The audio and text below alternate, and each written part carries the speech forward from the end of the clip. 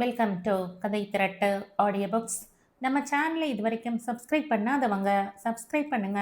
பக்கத்தில் இருக்கிற பெல் ஐகானை கிளிக் பண்ணி ஆளுங்கிற ஆப்ஷனை ப்ரெஸ் பண்ணுங்க. ஸோ தட் நான் போடுற கதைகளை உடனுக்குடனே நீங்கள் கேட்கலாம். வாங்க கதைக்குள்ளே போகலாம். விடிந்தும் விடியாத அழகிய காலை வேளையில் சென்னை கடற்கரை சாலையில் இருந்த தன் வீட்டின் பால்கனியில் நின்று முகத்தில் குழப்ப ரேகைகள் சூழ வானை வெறித்து கொண்டிருந்தான் மிதன் சந்திரா.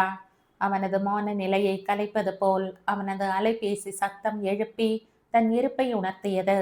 அதை எடுத்து யார் அழைப்பது என்று பார்த்தவன் ஒரு பெருமூச்சுடன் போனை ஆன் செய்து காதில் வைத்தான். சொல்லுங்க சித்தி என்று மிதன் தொடங்க, அவரோ, என்னப்பா சொல்லுங்கன்னு சொல்ற, கிளம்பிட்டியா இல்லையா, உனக்கு இன்னைக்கு திருமணம் நினைவிருக்கிறதா? பரிதவிப்புடன் அந்த பக்கம் ஒலித்தது பூர்ணிமாவின் குரல்.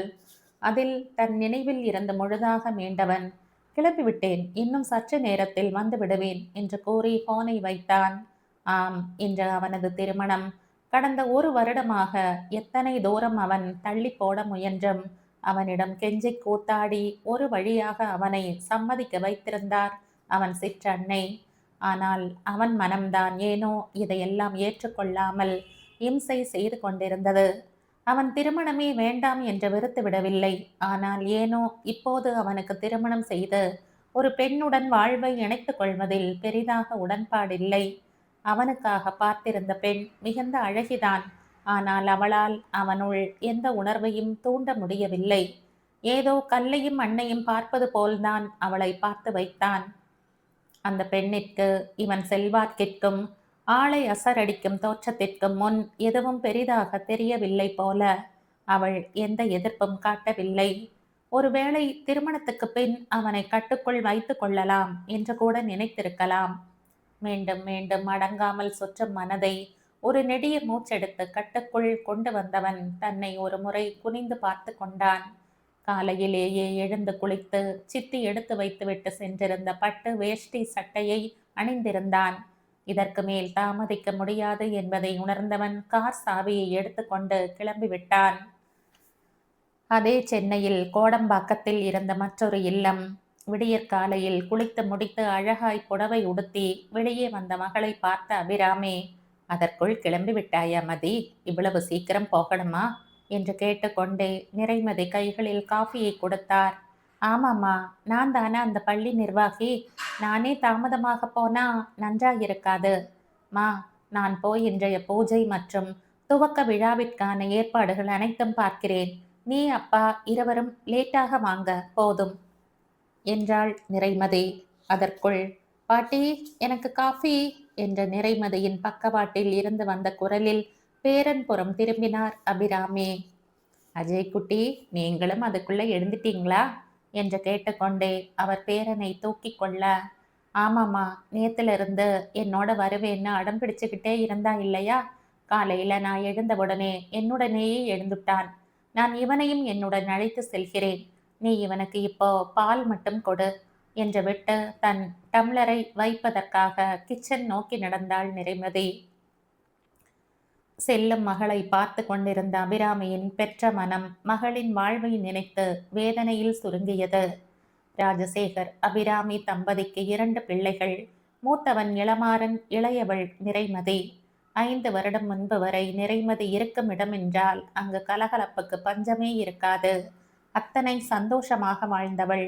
வீட்டில் செல்லம் வேறு அதிகம். அதனால் தான் பாம்பா பழுதா என்ற இனம் காண முடியாமல் மகள் வாழ்வில் தோற்றுவிட்டாளோ என்ற கவலை அவருக்கு எப்போதும் உண்டு. 5 வருடங்களுக்கு முன் ஒரு நாள் தனக்கு திருமணம் ஆகிவிட்டது என்ற மதி கூறிய போது அனைவருக்குமே அதிர்ச்சிதான். அதுவும் அவர்கள் பிரிந்ததற்கான காரணத்தை நிறைமதி கூறிய போது அவள் வாழ்வை கெடுத்தவனை கொல்லும் வெறியுடன் கிளம்பினான் இளமாறன். ஆனால் நிறைமதிதான் அவனை தடுத்து விட்டாள். தயவு செய்து யாரும் எதுவும் செய்ய வேண்டாம் என்று உயிர் உருக்கும் அழுகையுடன் அவள் கேட்டபோது அவள் மேல் உயிரையே வைத்திருந்த அந்த குடும்பத்தால் அதை மறுக்க முடியவில்லை.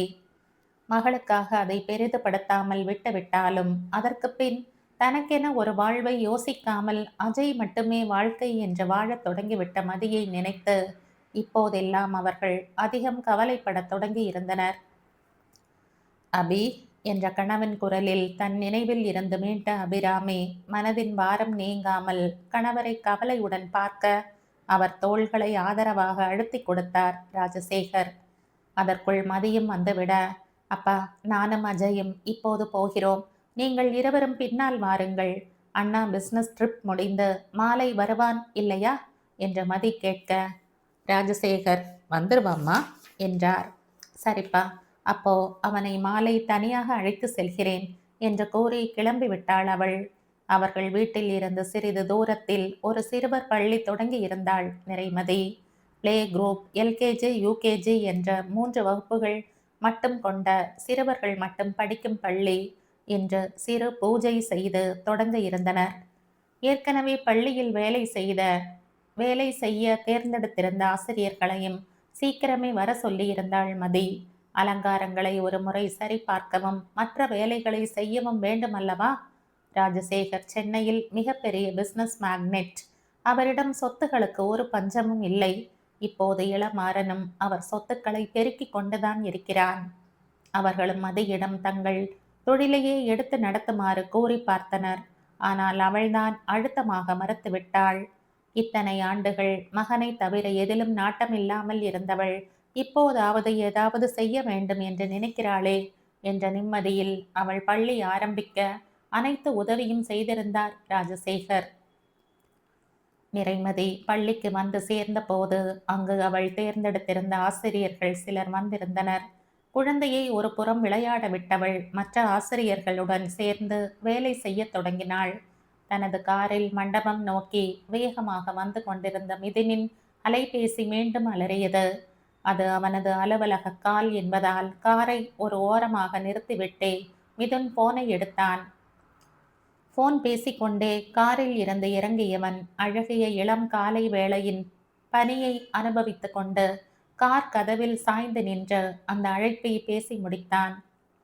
போனை வைத்ததும் காரில் ஏறுவதற்கு முன் தற்செயலாக அவன் ஒரு முறை கண்களை சுழற்ற அவனுக்கு எதிர் திசை ரோட்டில் பள்ளி வாசலில் தோரணம் கட்டி கொண்டிருந்த மதி அவன் கண்களில் விழுந்தாள். அவளை பார்த்தவன் ஒரு நொடி அதிர்ந்து நின்று விட்டான். தன் கண்கள் காண்பது உண்மைதானா என்று உறுதிப்படுத்தி கொள்ள அவன் அவளை உற்று பார்க்க தான் பொய் கூறவில்லை என்று அவன் கண்கள் அடித்து சத்தியம் செய்தது. அது மதியேதான் என்று உறுதி செய்து கொண்டவனுக்கு ஏனோ அவளிடம் பேச வேண்டும் போல் இருந்தது. மனதின் எண்ணத்தை செயல்படுத்த காரை பூட்டிவிட்டு அவளை நோக்கி நடந்தான் மிதுன். ரதி என்று திடீரென்று தன் பின்னால் இருந்து ஒலித்த குரலில் தூக்கி வாரி போட்டு திரும்பினாள் நிறைமதி. எதிரில் நின்றவனை பார்த்து ஒரு நொடி உலகமே தட்டாமாலை சுற்றியது போல் இருந்தது நிறைமதிக்கு. அனைத்தும் ஒரே ஒரு நொடிதான். அடுத்த நொடி அவள் முகம் சகஜமாக மாறி இருந்தது. அவனை பார்த்து ஏதோ 3ஆம் மனிதர் போல் புன்னகைத்தவள், எப்படி இருக்கீங்க மிதுன் என்று சாதாரணமாக கேட்டாள். முதலில் அவள் முகத்தில் தோன்றிய அதிர்ச்சியை கண்டு மிதுனுமே ஒரு நொடி உள்ளுக்குள் குழம்பி விட்டான். எங்கே பழசையெல்லாம் கிளறி விடுவாளோ, தேவையில்லாமல் வந்து மாட்டிக்கொண்டோமோ என்று நினைத்து கொண்டிருந்தவனுக்கு அவளது இந்த பேச்சு ஒருவித நிம்மதியை கொடுக்க ஒரு சிறு முறுவலுடன், நல்லா இருக்க ரதி, நீ எப்படி இருக்க என்று அவனும் சாதாரணமாக கேட்டான். நல்லா இருக்க என்றவள் அவன் உடையை யோசனையாக பார்த்தாள். பட்டு வேஷ்டி சட்டையில் மாப்பிள்ளை போல் எங்கே போகிறான் என்ற யோசனையுடன் அவள் அவனை பார்க்க அவள் பார்வையில் இருந்த கேள்வியை உணர்ந்தவன், எனக்கு இன்று திருமணம் ரதி, அதான் மண்டபத்துக்கு போய்க் கொண்டிருந்தேன். வழியில் உன்னை பார்த்ததும் பேசிவிட்டு போகலாம் என்று வந்தேன். உனக்கும் திருமணம் நடந்துவிட்டது போலையே என்று அவள் தோற்றத்தை ஆராய்ந்து கொண்டே மிதுன் கேட்க, உள்ளுக்குள் அவன் திருமணம் செய்து கேட்டு அடிபட்ட பறவையாய் துடித்து கொண்டிருந்த இதயத்தை வெளிக்காட்டாமல் முயன்று மறைத்தவள், ஆமாம் என்றாள். தொடர்ந்து, உங்களுக்கு நேரமாக இருக்குமே, நீங்க கிளம்புங்க என்று அந்த பேச்சை முடிக்க முயன்றாள் மதி. எந்த நொடி வேண்டுமானாலும் வெளியே குதித்து விடுவேன் என்று கதறி கொண்டிருந்த கண்ணீரை கட்டுப்படுத்துவது பெரும் பாடாக இருந்தது மதிக்கு. கடவுளே, நீ இத்தனை கொடூரனாக இருக்க வேண்டாம். இத்தனை ஆண்டுகள் கழித்து அவன் திருமணத்தன்று போய் அவனை சந்திக்கும்படி செய்து விட்டாயே என்று மனதார கடவுளை சபித்து கொண்டிருந்தாள். ஆம் ரதி, லேட் ஆகிவிட்டது, நான் வரேன் என்று மிதுன் கூறி முடிக்கும் சமயம் சரியாக அஜய் சந்திரா நில்லு என்று கத்திக்கொண்டே அஜய் பின்னால் ஓடி வந்தார் ஒரு ஆசிரியர். அந்த பெயரை கேட்ட மிதுன் ஷாக் அடித்தது போல நின்று விட்டான். மதியோ குழந்தை ஓடி வந்ததும் அவன் புறம் திரும்பி இருந்தாள். என்ன பெயர் சொன்னீங்க என்ற மிதுனின் குரலில் தான் அவன் இருப்பை உணர்ந்து மதி அவன் புறம் திரும்ப, அதற்குள் அங்கிருந்த ஆசிரியர் அஜய் சந்திரா சார் என்று கூறியிருந்தார். நொடி பொழுதில் நடந்துவிட்ட இந்த நிகழ்வை மாற்ற முடியாமல் பயத்துடன் மதி மிதுனை பார்க்க அவனும் இப்போது நகராமல் சட்டமாக நின்றிருந்தான். அவன் கண்களோ கூர்மையாக மதியையும் அஜயையும் ஆராய்ந்து கொண்டிருந்தது. சிறுவனின் முகத்தை உற்று பார்த்தவனுக்கு அவன் அப்படியே தன்னை சிறு பிள்ளையில் பார்த்தது போல் இருப்பதை உணர்ந்து அதிர்ந்து விழித்தான். நீங்க கிளம்புங்க என்று கூறி மதி உள்ளே நகரப்போக அவளது தடுமாற்றமே அவனிடம் அவளை காட்டி கொடுத்தது. நில் ரதி என்று அழுத்தமாக கூறியவன் அங்கிருந்த மற்றொரு ஆசிரியரிடம் திரும்பி, அஜய் தந்தை பெயர் என்ன என்று கேட்டான்.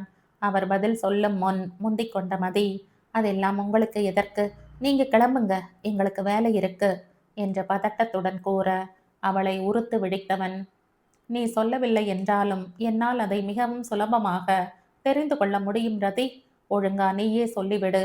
அவன் முகத்தில் இருந்த தீவிரம் அவள் நன்கு அறிந்ததே. இந்த முகம் சொன்னதை செய்துவிடும் என்று அவளுக்கு தெரியாதா என்ன? வலிக்க வலிக்க அனுபவப்பட்டவளாயிற்றே.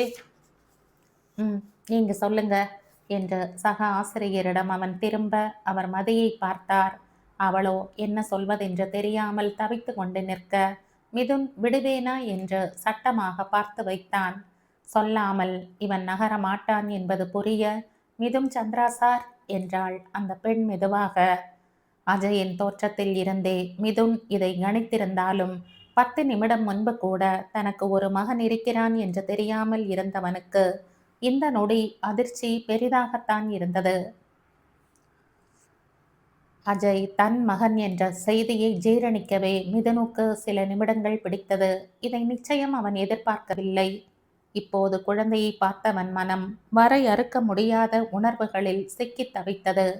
அவனுக்கு ஒரு மகன் இருந்திருக்கிறான். இது தெரியாமல் இத்தனை ஆண்டா இருந்திருக்கிறோம் என்று நினைத்தவனுக்கு கோபமும் வேதனையும் சேர்ந்தே எழுந்தது.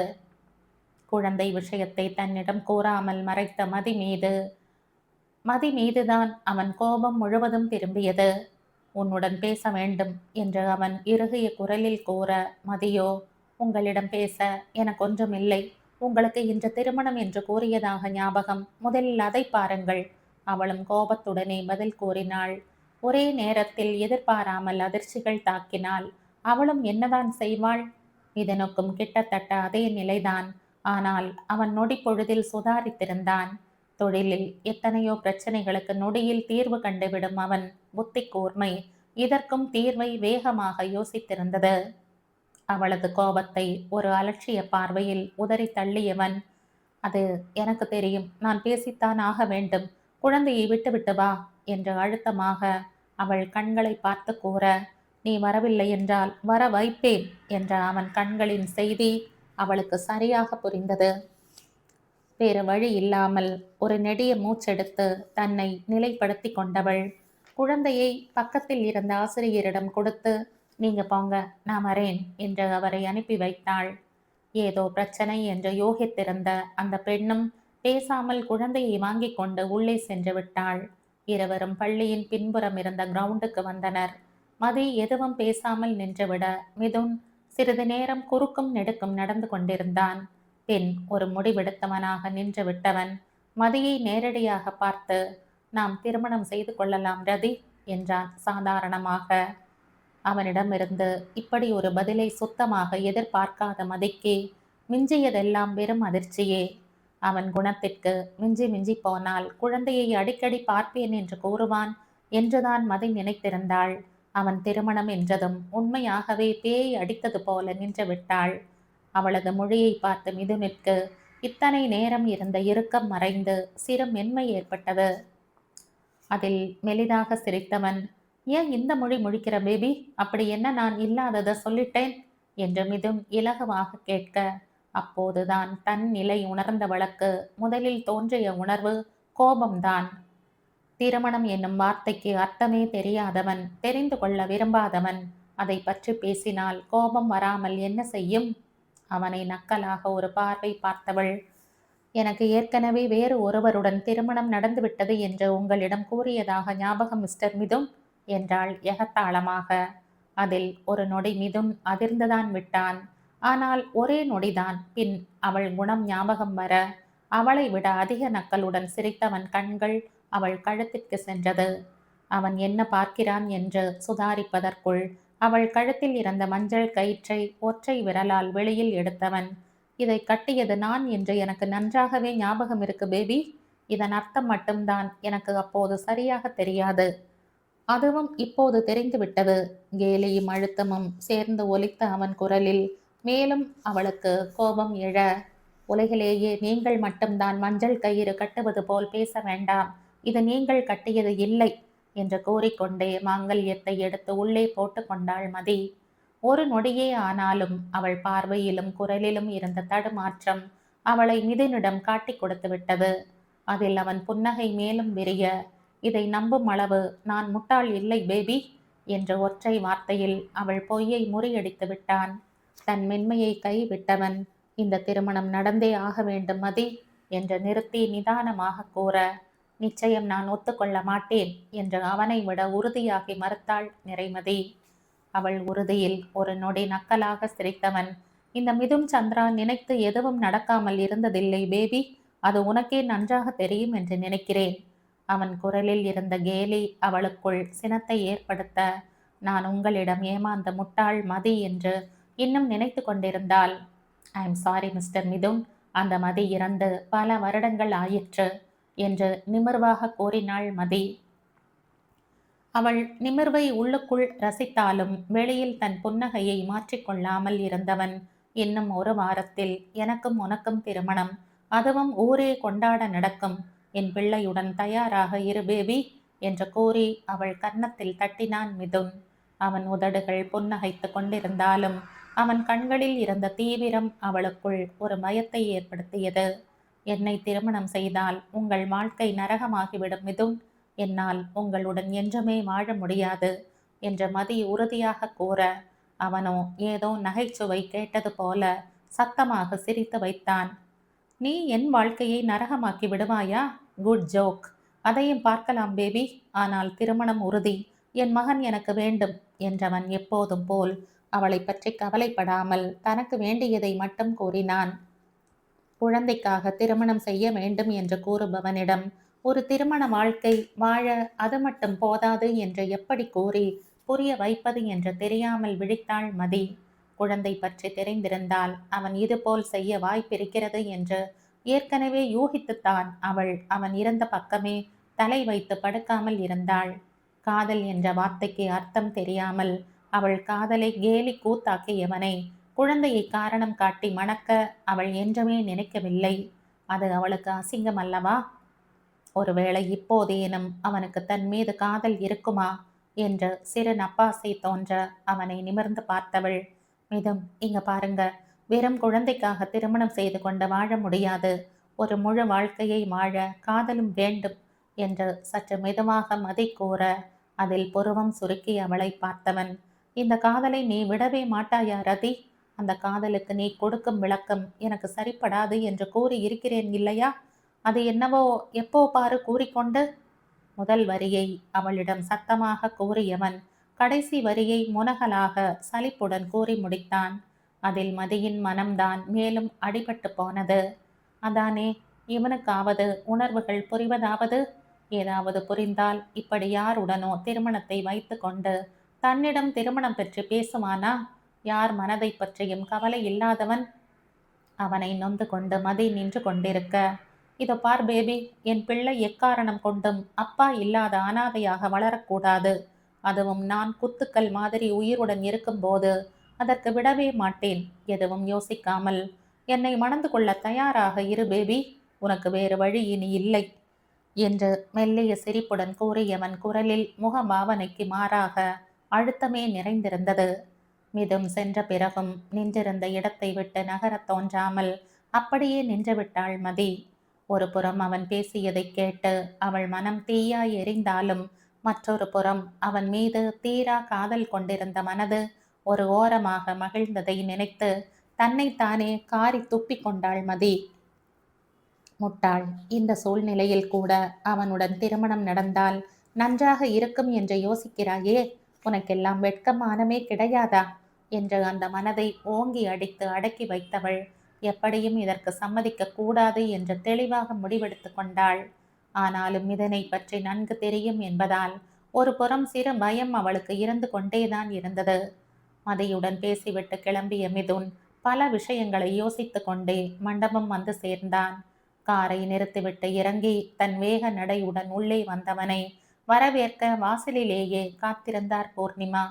அவனை பார்த்ததும், என்னப்பா டிராஃபிக் அதிகமா என்று அவர் கேட்க அவரை ஒரு நொடி நின்று உணர்வற்று பார்த்தவன் இல்லை என்ற ஒற்றை சொல்லுடன் அவரை கடந்து விட்டான்.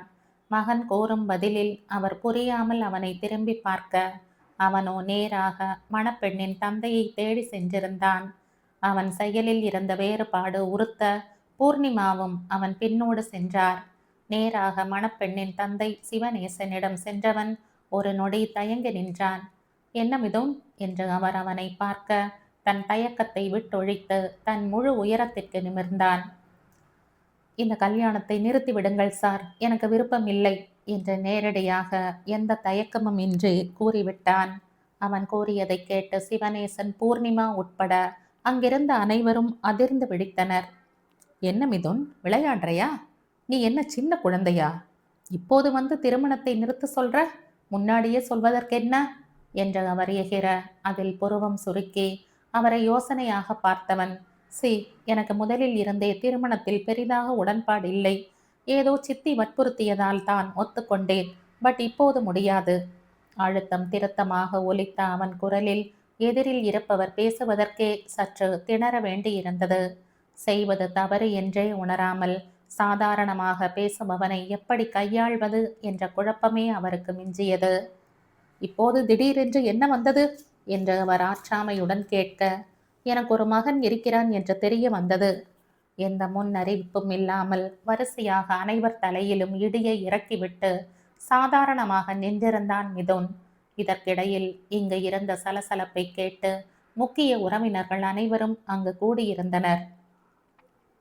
இதில் கொஞ்சம் பழமைவாதியான பெண்ணின் அன்னை வேறு தாங்க மாட்டாமல் புலம்பி அழ ஆரம்பித்து விட்டார். ஐயோ, என் பெண் வாழ்க்கையை இப்படி சீரழித்து விட்டானே பாவி, நீ எல்லாம் நன்றாகவே இருக்க மாட்டாயடா என்று அவர் வாய்க்கு வந்தபடி மிதுனுக்கு சாபம் விட்டு கொண்டிருக்க அதை மிதுன் புரியாமல் பார்த்தான் என்றால் பூர்ணிமாவுக்கோ அவர் கொடுத்து கொண்டிருந்த சாபத்தில் பிள்ளை வாழ்க்கை பாழாகி விடுமோ என்ற பயம் வந்துவிட்டது.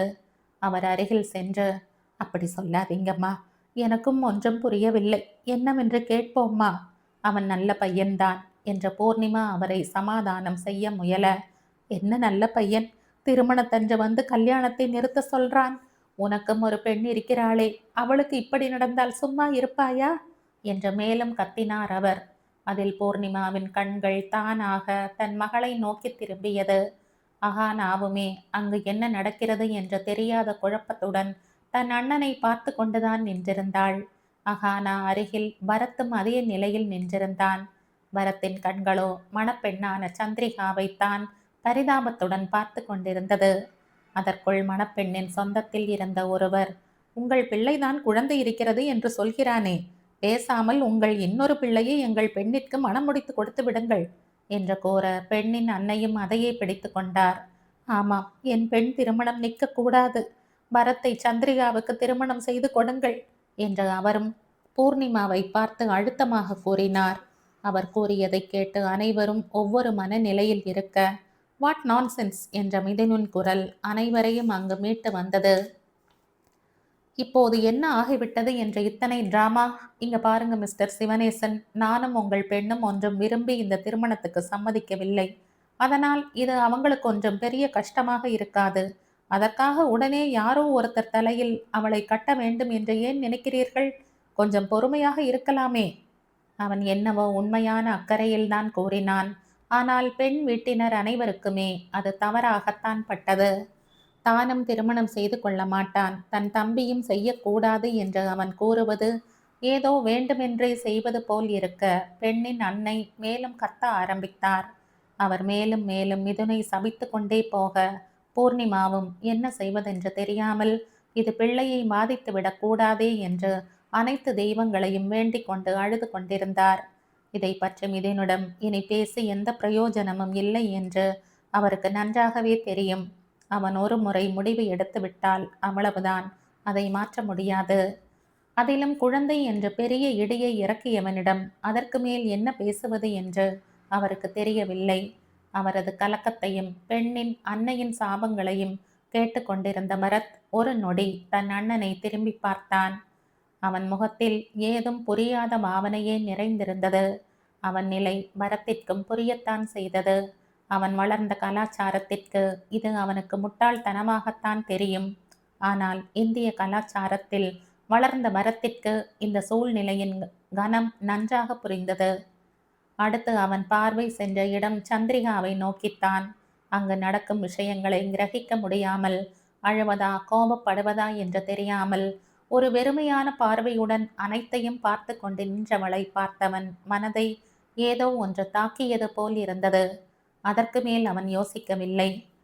நான் சந்திரிகாவை திருமணம் செய்து கொள்கிறேன் சார் என்று சத்தமாக கூறிவிட்டான் பரத். மீண்டும் அனைவருக்கும் ஒரு அதிர்ச்சி. இதில் மிதுனுமே கொஞ்சம் அதிர்ந்துதான் விட்டான். அவன் கண்கள் கேள்வியாக தம்பியை நோக்கியது. ஆனால் வெறும் பார்வை மட்டும்தான். அவன் பரத்திடம் ஒரு வார்த்தை கூட பேசவில்லை, பேசவும் மாட்டான். அவன் பரத்திடம் பேசுவதை நிறுத்தி கிட்டத்தட்ட 5 வருடங்கள் ஆகியிருந்தது. பரத் கூறியதை கேட்டு பூர்ணிமா குடும்பத்தினர் அதிர்ந்து விழித்தனர் என்றால், சந்திரிகா குடும்பத்திற்கோ அது ஒரு வகையில் மகிழ்ச்சியாகத்தான் இருந்தது. இதை பற்றி சிவனேசன் யோசிக்கும் போதே, வேண்டாம் ப்ளீஸ் என்று சந்திரிகாவின் குரல் அவர் பின்னால் இருந்து மெதுவாக ஒலித்தது. அவள் மெதுவாக பேசியிருந்தாலும் பரத் கூறிய விஷயத்தில் அனைவரும் அமைதியாக இருக்க அது அங்கு தெளிவாகவே ஒலித்தது. அவள் கூற்றில் அவளை திரும்பி தீ பார்வை பார்த்த சிவனேசன் பூர்ணிமா புறம் திரும்பி, நீங்க எல்லோரும் சென்று தொடர்ந்து திருமண வேலைகளை பாருங்கம்மா, சந்திரிகா கல்யாணத்திற்கு சம்மதிப்பா என்று அழுத்தமாக கூறினார். அவர் கூறியதில் உறவினர்கள் அனைவரும் மெதுவாக கலைந்து சென்றுவிட பூர்ணிமாவும் அங்கிருந்து அகானாவுடன் நகர்ந்தார். மிதுன் அவர்களை பின்தொடர பரத் ஒரு நொடி நின்று சந்திரிகாவை ஒரு அழுத்தமான பார்வை பார்த்துவிட்டு நகர்ந்தான். அவன் பார்வையை கவனித்துவிட்டு சந்திரிகாவும் கைகளை பிசைந்து கொண்டு நின்றிருந்தாள். அவள் மனமோ, இவனை யார் இப்போது வாயை விட சொன்னது என்ற பரத்தை அர்ச்சித்து கொண்டிருந்தது. அவளுக்குத்தான் தந்தை பற்றி நன்றாக தெரியுமே.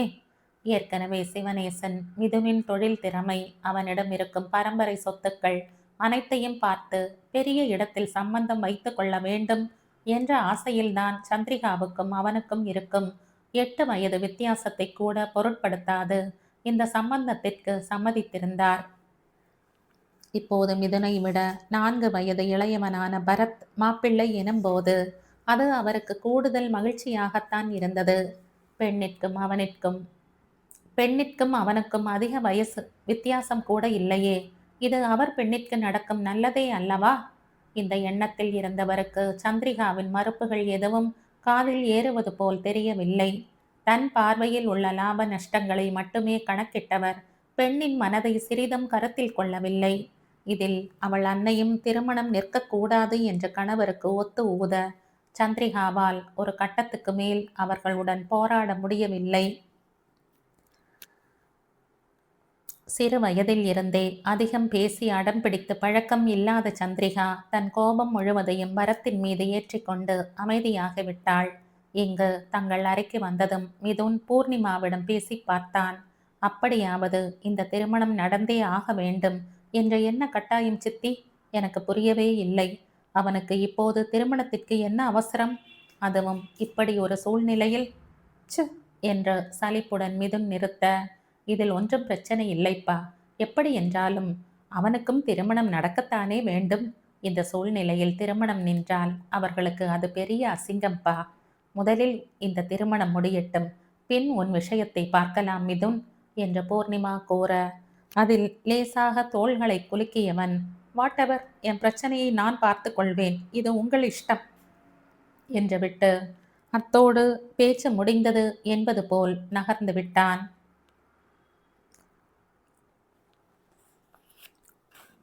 இந்த கதையின் தொடர்ச்சியை அடுத்த பதிவில் கேட்கலாம். நன்றி.